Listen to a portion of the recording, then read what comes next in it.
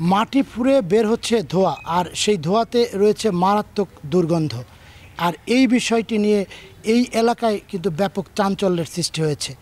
ঠিক এমনই এই ঘটনাটি ঘটেছে ফরিদপুরের বোয়ালমারী উপজেলা স্বাস্থ্য কমপ্লেক্সের চত্বরে। আমি এই মুহূর্তে রয়েছি সেই হাসপাতাল চত্বরেই। এখানে কিন্তু আসলে একটি বৈদ্যুতিক খুঁটি রয়েছে, এই খুঁটির গোড়া দিয়ে বের হচ্ছে ধোঁয়া। আর এই ধোঁয়ায় কিন্তু আসলে এলাকায় ব্যাপক চাঞ্চল্যের সৃষ্টি হয়েছে। বিভিন্ন বয়সী মানুষ কিন্তু প্রতিদিন আসছে এই ধোঁয়া দেখতে। আসলে এটা কি গ্যাস নাকি রাসায়নিক বিক্রিয়ার ফলে কোনো জলীয় বাষ্প, সেই বিষয়টি আজকে আপনাদেরকে জানাবো। কথা বলবো আমরা স্থানীয়দের সাথে এবং প্রশাসনিক কর্মকর্তা সহ ফায়ার সার্ভিস সদস্যদের সাথে। একটি বৈদ্যুতিক খুঁটিতে প্রায় 10-15 দিন যাবৎ একটি ধোঁয়া নির্গত হতে দেখা যাচ্ছে মাটির নিচ থেকে। তো এটি বৃষ্টির কারণে বেশি হয়, প্রথম দিকে তেমন লক্ষ্য করা যায়নি। যখন বৃষ্টি হয়, বৃষ্টির পরে দেখা যায় যে দৃশ্যমান হয়।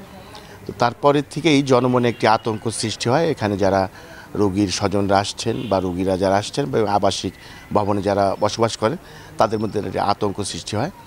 পরবর্তীতে উপজেলা স্বাস্থ্য কমপ্লেক্সের কর্তৃপক্ষ এবং বোয়ালমারী উপজেলা নির্বাহী কর্মকর্তা বিভিন্ন স্থানে যোগাযোগ করে সর্বশেষ তেল এবং গ্যাস অনুসন্ধানী টিম ব্যাপেক্সের একটি দলকে জানানোর পরে তারা আসে এবং তারা এসে এটাকে পরীক্ষা নিরীক্ষা করে জানে যে এটা আসলে প্রাকৃতিক গ্যাস নয়, তবে এটি একটি মাটির নিচে কোনো বজ্র পদার্থ যেগুলা রয়েছে তার থেকে রাসায়নিক বিক্রিয়ার ফলে এই ধোঁয়াটি হচ্ছে। আজ কতদিন ধরে বৃষ্টি নামলে পরে আরও বেশি ধুমো মতো দেখা গেছে।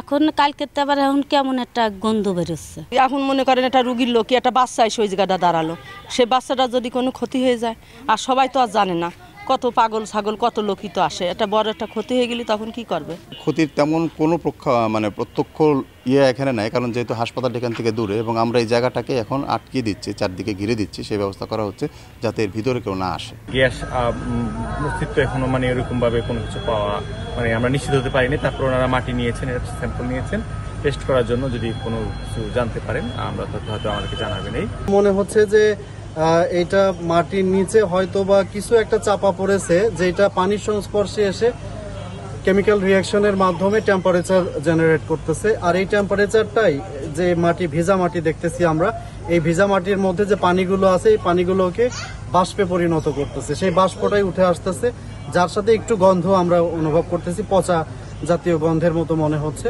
আসলে এইটা আমার মনে হয় যে ওই কেমিক্যাল রিয়াকশনটা তখনই ঘটতেছে যখন বৃষ্টিপাত বেশি হচ্ছে, পানির সংস্পর্শে ওই সাবস্টেন্সগুলো আসছে, তখনই আসলে এই বিক্রিয়াটা সম্পন্ন হচ্ছে এবং বিক্রিয়ার মাধ্যমে তাপ উৎপাদন হচ্ছে। আর এই তাপের কারণেই এই জায়গাটা গরম হয়ে আসে। হাসপাতাল চত্বরে মাটি ফুঁড়ে গ্যাস অথবা রাসায়নিক বিক্রিয়ার ফলে যে জলীয় বাষ্প বের হচ্ছে সেটি কিন্তু মারাত্মক দুর্গন্ধ ছড়াচ্ছে।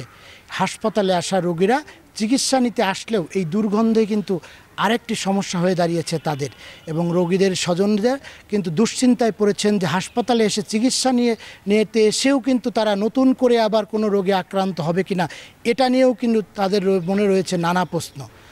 স্থানীয় এবং রোগীদের স্বজনের দাবি যে এইখানকার যে হাসপাতাল কর্তৃপক্ষ এবং স্থানীয় প্রশাসন খুব দ্রুতই এই যে ধোঁয়া বের হচ্ছে এই ধোঁয়াটা বন্ধ করতে প্রয়োজনীয় ব্যবস্থা নেবে, এমনটাই কিন্তু প্রত্যাশা রোগীর স্বজন ও স্থানীয়দের। শিকদার সজল, সময় সংবাদ, ফরিদপুর।